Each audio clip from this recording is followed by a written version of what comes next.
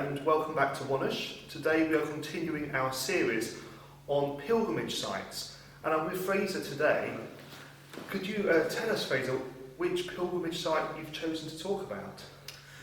Well, those viewers who have noticed my prop here will have already come to the conclusion that Frazer's going to talk about Guadalupe.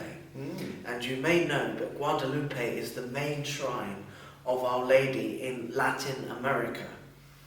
And Our Lady appeared there in 1531 to Saint Juan Diego. And here I have a representation of it.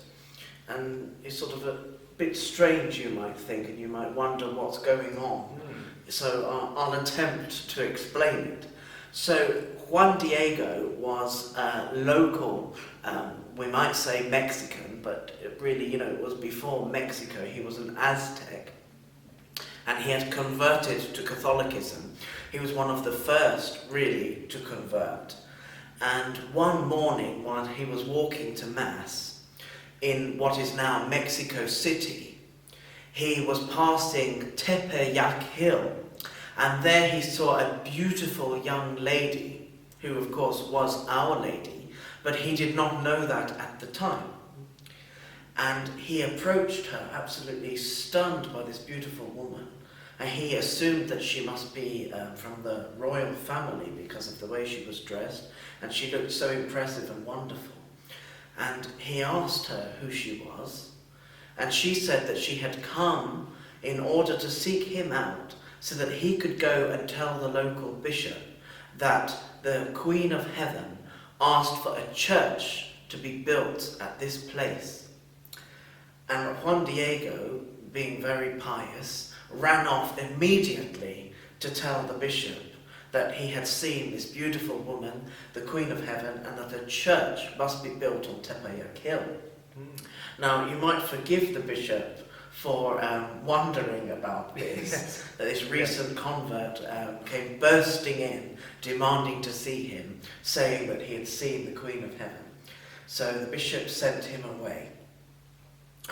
The next day, Juan Diego was a little bit afraid to take the same walk. He was actually on his way to Mass, and he thought, I'll go by a different route in case the lady is there again, and I'm a bit afraid to tell her that the bishop didn't believe me. So he went by the other side of the hill and thought he'd escaped. But there she was again, and she said to him not to be afraid, that she was his mother, and she is the mother of all, and that the bishop will believe. And Juan Diego, wasn't quite sure. He said, but how? And Our Lady asked him to take the roses that were growing there on Tepeyac Hill. Yeah. Yes, and he folded them up in his tilma. The tilma is the cloak, or the material that the Aztecs wore. And he wrapped them up, and with his big bundle went back to the bishop. And when he got to the bishop's palace, he unravelled the tilma, and imprinted on the cloak was the image of Our Lady of Guadalupe. And as soon as the bishop saw the image, he fell to his knees and believed at once. And the church was built. First a small chapel, and then when people began to convert, this was in the early days of, I suppose we would say, the conquistadors in Mexico, when the first people were converting. And because in her apparition, Our Lady appeared as though she was one of them, her skin was the same as the Aztec people, and this made them understand, through her messenger, Juan Diego, that the faith was not only for the Spanish people who had conquered them, but it was for everyone. And the famous words of Our Lady to Juan Diego were, I am your mother, and I am the mother of all. So Guadalupe quickly became the most important Marian shrine in the Americas, and she is now known as the Patroness not only of all America, but also the Unborn. And we're very used to seeing the image of Our Lady of Guadalupe. and that's the exact replica from the Tilma. So why I chose to talk about Guadalupe, you may think there are so many shrines, Lourdes, Fatima, Medjugorje. But when I was 15 years old, I was privileged to go on a school exchange trip to Mexico City. Wow. Yeah, and I spent a month there, and I stayed with a Mexican family, and I went to school in Mexico. And when I arrived, I asked them to please take me to the shrine of Our Lady of Guadalupe. So I went there, and it made a great impression on me. I was 15, going to this strange country. I saw fruits there that I didn't even know existed. Yes. Very different culture, and to see the church and the faith lived through the piety of the Mexican people was just incredible. And the Basilica of Our Lady of Guadalupe, the original one, doesn't exist anymore. And then there was a very beautiful Baroque church built. But Mexico suffers from earthquakes. So there was a terrible earthquake, and the Basilica is now literally slanted like this. And because of the growing number of pilgrims, and in the modern day, there are now more than 9,000 people a day. Well, I don't know with coronavirus, but under normal circumstances, thousands of people go every day to Guadalupe. So a modern basilica has been built, which is round, just like the table. And I suppose it's in order to accommodate the people. And the image of Our Lady of Guadalupe is right at the back of the basilica like this. And when you come in, there is a moving floor that takes the people around. So the altar is here, and the people come in and join the escalator, moving floor, and they can go round as many times as they like. So the pilgrims are always going round, and in between you have the masses going on, and so in a sense, two things going on at once. Yes. And it's like a conveyor belt. And to see that, to me, was so impressive. It made such an impression on me that when I made my confirmation a few months after my trip to Mexico, I decided to take Juan Diego as my confirmation saint. So he means a lot to me. He was a very humble man.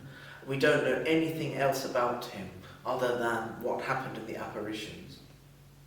And afterwards, he spent his life helping his fellow Aztecs and to convert them, and he was a great apostle. I mean, he wasn't a priest, he was an ordinary lay person, but he was a wonderful example of what it is to be a Christian, and he promoted devotion to Our Lady and to her son.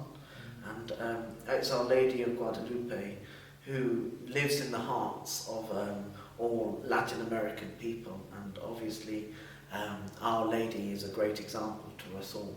So it's quite a remarkable story, isn't it? The story behind. Oh, it is, and I haven't done it justice. You've done a very good job, because also I think you're extremely privileged to have had that experience, because I certainly don't know anyone else who has been to Guadalupe. And to have had it at 15 years old, to have had that experience, obviously really informed your faith and the way you've grown up. Is there anything else that you think is important in regards to the message that comes from Guadalupe? You mentioned a little bit earlier, but was it the unborn child? Yes. Along those lines, or in any other area, is there anything else that the modern world need to learn from what's happened and is happening at Guadalupe? Yeah, well, Our Lady of Guadalupe has officially been made the patroness of the unborn. And of course, as Catholic Christians, it's very important not only to pray for, but to do whatever we can to protect the unborn.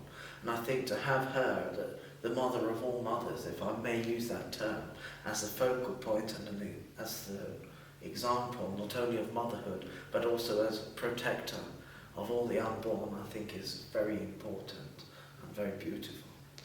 Absolutely. Last question.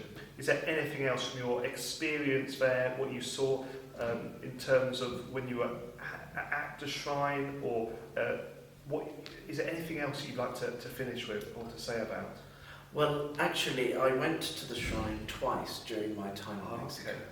And the first time I was there, it was, I think, what you would call a normal day at the Basilica. And as I said, they have 9,000 pilgrims a day, so you could hardly move. And then at the end of my time, I went back, and there was not a soul there. And it was incredible, and I didn't even realise. The local people that I went with told me that they'd never seen the Basilica like that. So to be there alone, to be able to commune with God and Our Lady was extremely special for me, and I don't think I'll be able to have that experience ever again. So, well, thank you so much. Thank you for sharing that with us. Now, just giving us a brief glimpse into this remarkable place of pilgrimage and into a little bit about the devotion that so many Catholics have to Our Lady of Guadalupe. And that's helped me, and I hope that's helped all of you who have watched as well. So thank you. Thank you very much.